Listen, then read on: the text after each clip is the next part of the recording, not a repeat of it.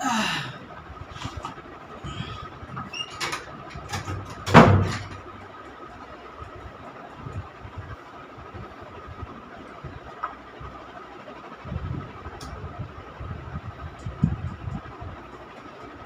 আজকে শেষুনি।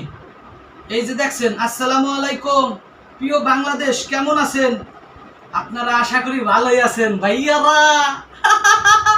আমি আজকে ভর্তা বানাবো ভাইয়ারা। ওই যে গেছিলাম মার্কেটে যাইয়া কিনে আনছি ইসে মাছ, রসুন, পেঁয়াজ, কাঁচামরিচ, ওইটা আইন না তারপরে আসে এই যে বানাবানছি ভর্তা। কি কইছি বুঝছেন? এই ভর্তা দিয়ে মনে করেন আজকে রাত্রে ভাত খাবো। কি করবো ভাই কোন? আসলে করার কিছু নাই তো। মাস গেলে এত টাকা কামাই, ঠিক আছে, অনেকে অনেক কথা কয়, এত টাকা কামাও, তো এই টাকা পয়সা কোনে যায়? টাকা পয়সা যে কোথায় যায় রে ভাইয়া, টাকা পয়সা যে কোথায় যায় এটা তো নিজেই কইতে পারি না। তারপরে তো প্রবাসী ভালো না, আমরা প্রবাসীরা তারপরও খারাপ। এই ভর্তা দিয়ে ভাত খাবো, কালকে আবার এই ভর্তা নিয়ে যাবো। কি কইছি বুঝছেন? এখন কেউ আমার ভালো কইলে কইতেও পারেন, গালি দিলে দিতেও পারেন, খারাপ কইলেও কইতে পারেন, যেটা বাস্তবতা সেটি।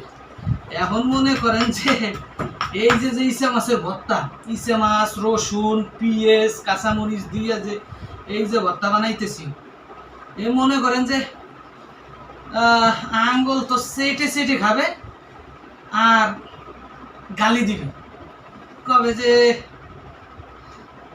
এই ভর্তা কেন আমাকে আগে বানাই খাওয়াইলো না, এরকম কবে। এই ভর্তা কেন কালা ফারুক আগে বানাই খাওয়াইলো না, এরকম কবে। মানে আমি একটু কালা, এই জন্য আমার হয়তো বা কালা ফারুক বলতে পারে, কিন্তু আসলে আমার নাম হয়েছে সালাউদ্দিন পারভেজ ফরিদ। প্রিয় ফরিদপুরবাসী, কেমন আছো আমার ভাইয়েরা?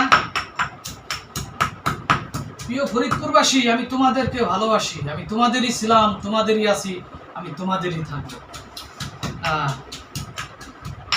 জীবনে বেঁচে থাকতে হলে আসলে অনেক কিছু করতে হয় বুঝছেন, অনেক লড়াই সংগ্রামের মধ্য দিয়ে আসলে জীবন সামনের দিকে এগিয়ে যায়।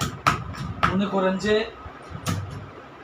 চাইলেই যদি সবকিছু আল্লাহ দিয়ে দিত, তাহলে তো মানুষ মনে করতো না, কেউ কে মানতো না, বুঝেন না? এখনই মানে না, আর তো দিন পরে রয়েছে।